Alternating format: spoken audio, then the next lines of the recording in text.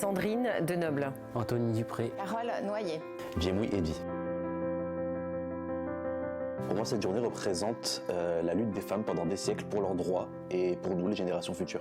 La journée des droits des femmes, c'est pour se rappeler l'existence de ces droits. Les femmes ont eu le droit de vote en 1944, exercé en 1945 pour la première fois. On a eu le droit de l'IVG en 1975 et aujourd'hui on parle de parité dans les entreprises.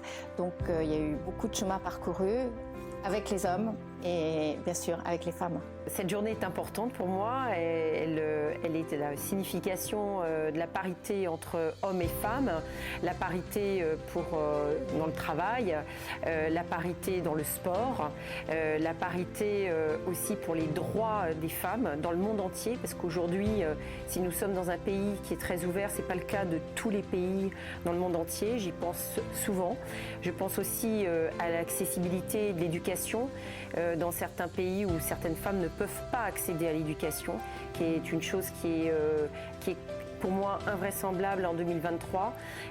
Et cette accessibilité qui est aujourd'hui est facile pour nous en France, eh bien j'ai envie de dire à toutes ces jeunes femmes, allez-y, foncez, accédez au pouvoir, accédez à la capacité d'étudier et d'avoir vraiment votre place dans l'entreprise. C'est un événement très important chez SCC, la journée des droits des femmes. Merci à toutes, que ce soit nos mamans, que ce soit nos collègues chez SCC ou plus largement dans la société civile. Les femmes se lancent de plus en plus dans l'entrepreneuriat, elles ont confiance en elles de plus en plus, elles apportent leur savoir-faire, leur savoir-être et aujourd'hui elles osent beaucoup plus qu'auparavant. Alors de plus en plus de femmes deviennent entrepreneurs, donc c'est quelque chose de très bien, surtout dans la French Tech actuellement, on le voit dans les écosystèmes et chez SCC c'est quelque chose de très bien. Alors, on le voit notamment sur une chaîne à grande écoute, Delphine André par exemple, qui développe la technologie.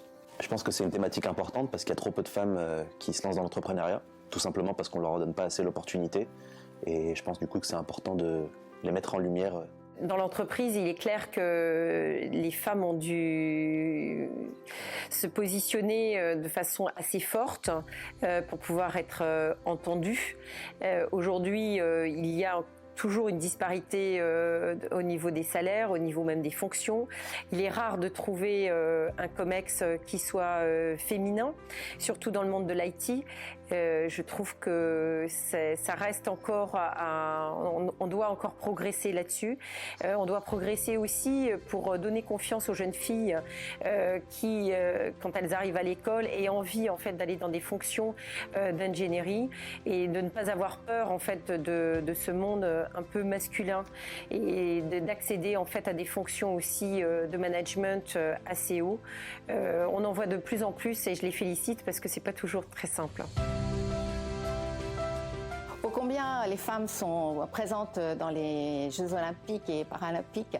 Il faut se rappeler qu'en 1900, lors des premières Olympiades strictement féminines, il n'y avait que 2 disciplines où elles étaient représentées, le golf et le tennis.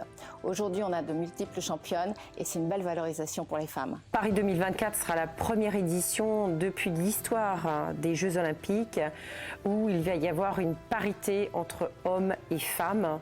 Le sport, toutes les disciplines, les 32 disciplines sont accessibles maintenant aux femmes. Elles ne l'ont été qu'en 2017, c'était pas si longtemps.